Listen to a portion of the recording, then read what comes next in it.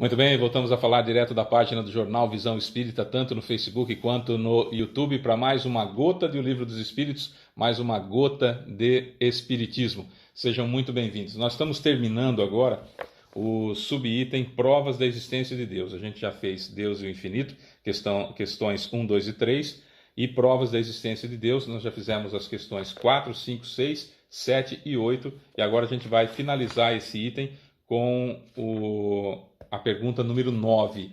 Lembrando que todo dia tem um vídeo novo aqui no canal para que você possa estudar, para que você possa acompanhar a gente, para que você possa comentar, inclusive. A gente faz um vídeo só com as respostas, junta várias perguntas e faz um vídeo só com as respostas e lança para vocês também. Mas é o estudo do Livro dos Espíritos que nós vamos gravar as 1019 questões para vocês. E todo dia a gente vai soltar um vídeo novo, todo dia a gente vai soltar um vídeo diferente, para você assistir com a sua família, para você assistir com os seus amigos, enfim, para você se reunir e fazer o estudo, porque afinal de contas é importantíssimo entender a base do Espiritismo, que é o Livro dos Espíritos. A questão número 9 é: onde se vê, na causa primária, uma inteligência suprema, superior a todas as inteligências? Que a gente estudou lá, questão número 1, que é Deus, inteligência suprema do universo, causa primária de todas as coisas. Aí a questão número 9, onde se vê, na causa primária, uma inteligência suprema, superior a todas as inteligências? Resposta dos Espíritos.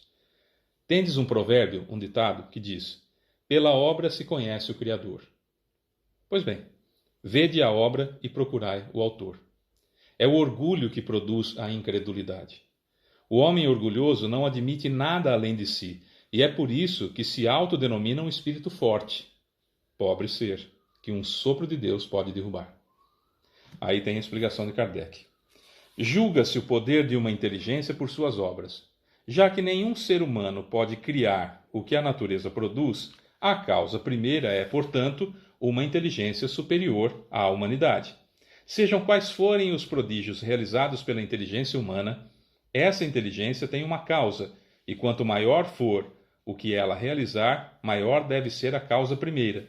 É essa inteligência a causa primeira de todas as coisas, qualquer que seja o nome pelo qual o homem a tenha designado. Quer chamar de Deus, quer chamar de Jeová, quer chamar de Jatobá, quer chamar do... O que você quer chamar? Alá, Ali, olha lá, aqui, acolá, o nome que se queira. A ideia é raciocinar. Eu dizia no último vídeo justamente isso, né? O Espiritismo ele traz para a gente a oportunidade da fé raciocinada. E nos vídeos anteriores eu até citei em algum deles, eu citei a frase do Evangelho segundo o Espiritismo de Kardec. Fé inabalável só é aquela que pode encarar a razão face a face em todas as épocas da humanidade. É essa a ideia que o Espiritismo vem trazer para a gente. Tudo isso que a gente viu até agora, nas 9 questões de O Livro dos Espíritos, claramente a gente sabe isso aqui dentro. Nós espíritas sabemos isso. Porque, veja bem, a partir do momento que nós já estivemos no plano espiritual, que eu pré-existia antes dessa encarnação e vou continuar existindo depois dessa encarnação, é só um estágio. Eu sou um espírito, tenho um perispírito e tenho um corpo, esse corpo que vocês estão vendo, que um dia vai acabar a sua função e eu vou voltar para o plano espiritual. Eu, espírito, continuo. Estando no plano espiritual, é óbvio que tudo aquilo que a gente viu, tudo aquilo que a gente sentiu, toda aquela grandeza que a gente viu fora da matéria, fora dos limites dos 5 sentidos que nós temos apenas, a gente sabe disso. Não tem como. No plano espiritual, quer seja no umbral, quer seja no vale dos suicidas, quer seja no vale dos viciados em sexo, quer seja no umbral pedregoso, nebuloso, qualquer umbral que seja, denso, qualquer umbral que seja, mesmo lá, também a gente vai saber da existência de Deus. Porque são outros sentidos que estão à nossa disposição. E a gente começa a ver a nossa pequenez, quer estejamos num umbral, quer estejamos em uma colônia, a gente começa a ver a nossa pequenez e a distância gigantesca da inteligência suprema que criou tudo isso. E quando a gente começa a buscar, por exemplo, saindo da ideia de Adão e Eva, que foi uma história contada por Moisés para a criação dos homens para aqueles espíritos, talvez até muitos de nós encarnados naquela época que ainda estávamos começando a entender a ideia do Deus único. Perceba os estágios, né? Deus único, Messias Salvador, agora a fé raciocinada, tudo vai, né? Vai se encadeando na natureza que não dá saltos. Bom, desde aquela época, a gente já começou a ver, mesmo com a ideia de Adão e Eva, sabendo que não é possível ter existido só dois e saída, enfim, tudo aquelas contradições que tem na Bíblia. Não vou entrar nesse mérito agora, que não é o foco do nosso estudo. Sempre a gente vê a grandiosidade do Criador. Sempre a gente vê a grandiosidade do Criador. E quando a gente remonta as ideias que o Espiritismo vem trazer para a gente, mais tudo que Kardec trouxe, mais especialmente, vamos colocar aqui especificamente, André Luiz nos trouxe, e a gente começa, através do Chico Xavier, a gente começa a ver a grandeza de Deus é um negócio muito além do que a gente imaginou em todas as épocas da humanidade. E quanto mais nós evoluirmos, é isso que nós estávamos estudando até agora, até a questão número 9, quanto mais nós evoluirmos, mais nós vamos entender e compreender e um dia ver essa divindade, esse ser supremo, essa inteligência suprema do universo, essa causa primária de todas as coisas. Porque veja bem, se nós tivéssemos sido criados no momento da concepção, então vamos lá, em 1971 houve a concepção de um óvulo na minha mãe pelo espermatozoide, houve a fecundação de um óvulo na minha mãe pelo espermatozoide do meu pai. Tá, muito bem. Se eu tivesse sido criado em 1971, se eu nunca tivesse existido, se eu não fosse espírito, se eu fosse um corpo que tem espírito, né, criado por Deus naquele momento, eu acharia de uma maldade extraordinária desse sujeito chamado Deus. Por que é que eu fui nascer em Matão e pobre, e nesse mesmo ano, pessoas nasceram na Califórnia e ricos, nasceram em Nova York e ricos, nasceram nos países árabes ricos, nasceram lá na Europa ricos? Por quê? No próprio Brasil, na cidade de Matão, por que é que nasceram na mesma época que eu? Eu me lembro dos meus colegas de escola, né, dos meus colegas de escola, que tinham exatamente a mesma idade que eu, nasceram no mesmo ano que eu, e eu era o pobre e todos eles eram ricos.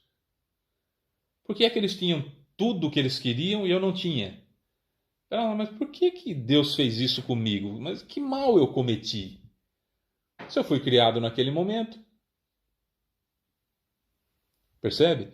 Aí vem algumas doutrinas que dizem assim, doutrinas religiosas que dizem assim, mas seus pais pecaram. Poxa vida, que maldade, que Deus horroroso. Não dá para eu conceber um Deus com essa característica. Meus pais fizeram uma bobagem qualquer e eu pago por isso. Por que é que as pessoas nasceram sem um olho, ou nasceram cegas, ou nasceram surdas, ou nasceram mudas? Não vamos aqui ficar com essas tolices do politicamente correto, estamos estudando e vamos ao estudo, como deve ser. Por quê? Que mal fizeram? Por que Deus as escolheu daquela forma? Não é?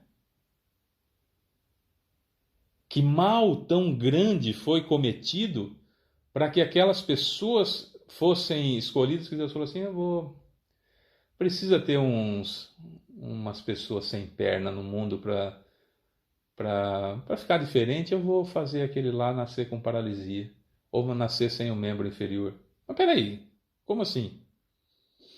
Ah, você pecou, Fábio. Você pecou, a Elaine pecou. Então, para punir vocês, a Amanda vai nascer hidrocéfala, sem cérebro, com água no lugar do cérebro. Mas pera lá, o que tem a ver a Amanda com isso? Perceberam? Dá-se-nos a impressão daquela situação assim, eu quero te prejudicar, vou pegar o seu filho para você sentir a dor. Isso é atributo do Deus que Jesus mostrou para a gente? Isso é característica do Deus que Jesus mostrou para a gente? Jesus não mente. Nós vamos estudar nos próximos vídeos os atributos da divindade. Isso é um atributo de Deus? Vingar-se daquele que cometeu um equívoco, às vezes até sem saber que era, aspas, pecado, e aí punir o filho? Não é de acordo com a ideia de Deus, de Pai, de Criador, de infinitamente bondoso e justo, trazido por Jesus. Percebe? É esse tipo de raciocínio que a gente tem que fazer. Tá, mas continua acontecendo. Continuam pessoas nascendo com deficiências de toda ordem, desde as mentais às físicas. Continuam crianças morrendo de câncer, pessoas morrendo em enfermidade, crianças desencarnando, pessoas querendo ter filho e não pode, pessoas abortando, à torto e à direito, como se diz, no linguajar de 2022. Perceberam? Tem que ter uma situação. E aí acontece tudo isso e Deus não toma nenhuma providência, então ele é omisso, e omisso seria um defeito.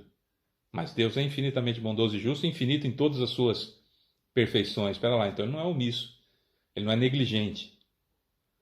Temos que começar a entender então que Deus é a inteligência suprema do universo, causa primária de todas as coisas, que criou tudo isso aqui com leis imutáveis e que, além de tudo isso, há cerca de 2000 anos, enviou para a gente, permitiu que encarnasse aqui o ser mais perfeito que já existiu na Terra, que é Jesus, para servir de guia e modelo da humanidade, para a gente saber pelo caminho, o caminho que a gente deve seguir e quem a gente deve copiar, qual é o modelo que a gente deve seguir.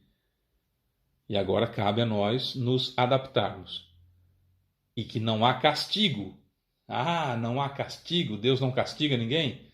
Mas isso é assunto para o próximo vídeo. Eu sou Fábio Pereira, essa é a nossa gota de Espiritismo, gota do Livro dos Espíritos, e a gente volta amanhã. Beijo enorme para você que fica.